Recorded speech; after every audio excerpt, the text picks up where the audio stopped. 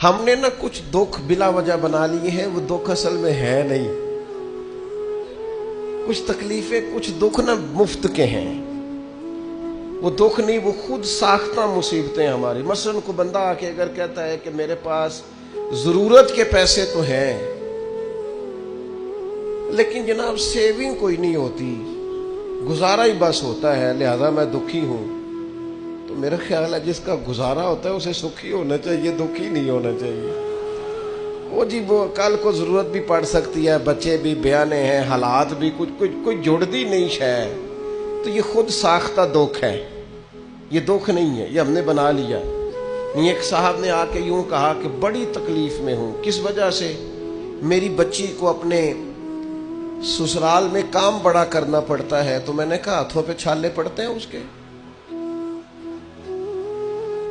کہا نہیں. تو میں نے کہا پھر کوئی دکھ والی بات نہیں، مدینے والے محبوب کی مقدس شہزادی کے ہاتھوں میں تو چھالے پڑ جاتے تھے. یہ تو خود ساختہ دکھ ہے بھائی، یہ تو بنایا ہوا ہے. یہ کوئی دکھ ہے کہ اپنے گھر میں کام کرتی ہے؟ بلا وجہ کے دکھ، بلا وجہ کی آزمائشیں. یعنی کچھ لوگ آگے کہتے ہیں میرے رشتہ دار بڑے برے ہیں تو میں بڑا دکھی ہوں. اس میں دکھی ہونے والی کون سی بات ہے؟ نبی پاک علیہ السلام نے فرمایا کمزور باتیں نہ کرنا کہ کوئی میرے ساتھ نیکی کرے گا تو میں کروں گا. فرمایا جو تم سے توڑے تم اس سے جوڑو. رشتہ دار اگر آپ سے اچھا سلوک نہیں کرتے تو یہ دکھ والی بات نہیں. دکھ والی بات یہ ہے اگر آپ اچھا سلوک نہیں کرتے تو پھر دکھی ہونا چاہیے، پھر تکلیف میں آنا چاہیے. اگر آپ کا رویہ ترش ہے، تلخ ہے، آپ کے مزاج میں گھٹن ہے، آپ کے لفظ بوجھ تلے جبے ہوئے، خود ساختہ دکھ نہیں. او جی میں غریب بڑا ہوں، یہ دکھ ہے؟ غربت اور تھوڑا کھانا اور تھوڑی جائیدادیں یہ تو نبی پاک کی پسند ہے. حضور نے تو اللہ سے مانگ کے لیا ہے کہ یا اللہ ایک وقت روٹی دینا، ایک وقت کا فاقہ دینا. اور حضور فرماتے ہیں اللہ میرا دل کرتا ہے جب تو مجھے پیٹ بھر کے کھانا عطا کرے تو شکر کروں، اور جب نہ ہو تو تیری بارگاہ میں عرض کروں. تو یہ تو نعمت تھی، پیسے کم اور حساب بھی کم، تو اس کو دکھ بنا لیا ہے.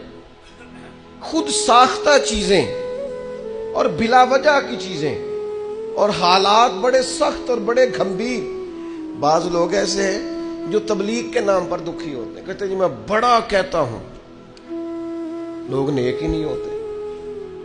میں بڑی کوشش کرتا ہوں، لوگ بات ہی نہیں سنتے.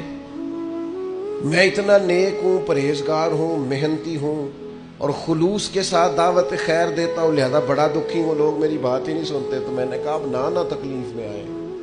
لوگوں نے تو نبیوں کی بھی نہیں سنی، انہوں نے تو یہ نہیں کہا. انہوں نے تو کہا وما علینا الا البلاغ المبین. بھئی ہمارے ذمے کھول کر بیان کرنا ہے. ہدایت تو اللہ نے اپنے دستے قدرت میں رکھی ہوئی. آپ اتنے زیادہ کس بات پہ دکھی ہیں؟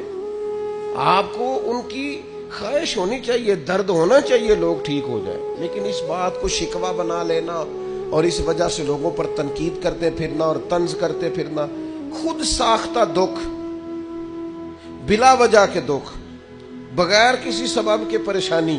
کچھ لوگ اب ہمارے ہاں نا ایک نیا رواج بھی آج کل، کسی شخص کے یہاں انتقال ہو جاتا ہے تو عید والے دن تعزیت کرنے جاتے ہیں. عید والے دن تعزیت کرنے کا ہے کہ خوشی کا ہے؟ آپ ان سے ملاقات کریں جا کے، پر وہاں فاتحہ نہ پڑھیں. فاتحہ کا بھی ٹائم ہوتا ہے.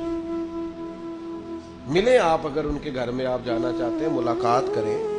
خود ساختہ تکلیفیں نہ بنائیں. ایک صحابیہ ہے نبی پاک علیہ الصلوۃ والسلام کی صحابی، ان کے بھائی کا انتقال ہو گیا تھا.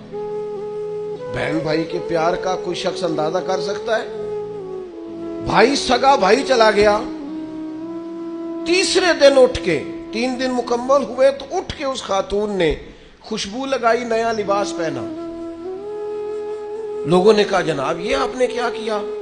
فرمانے لگی مجھے کوئی ضرورت نہیں تھی، مجھے کہیں جانا نہیں تھا، گویا کوئی تقریب نہیں تھی کہ میں نیا لباس پہنتی یا خوشبو لگاتی، لیکن چونکہ حضور نے فرمایا ہے تعزیت صرف 3 دن ہے، لہذا اپنے محبوب کی شریعت کا نکھرا ہوا چہرہ لوگوں کے سامنے پیش کرنے کے لیے میں نے 3 دن سے زیادہ سوگ کرنے سے انکار کر دیا ہے. یہاں تو میرے بھائی لوگ تانا زنی کرتے، او کل بھائی انہاں دا باپ گیا تے نہ دکاناں کھول بھی لئیاں نے.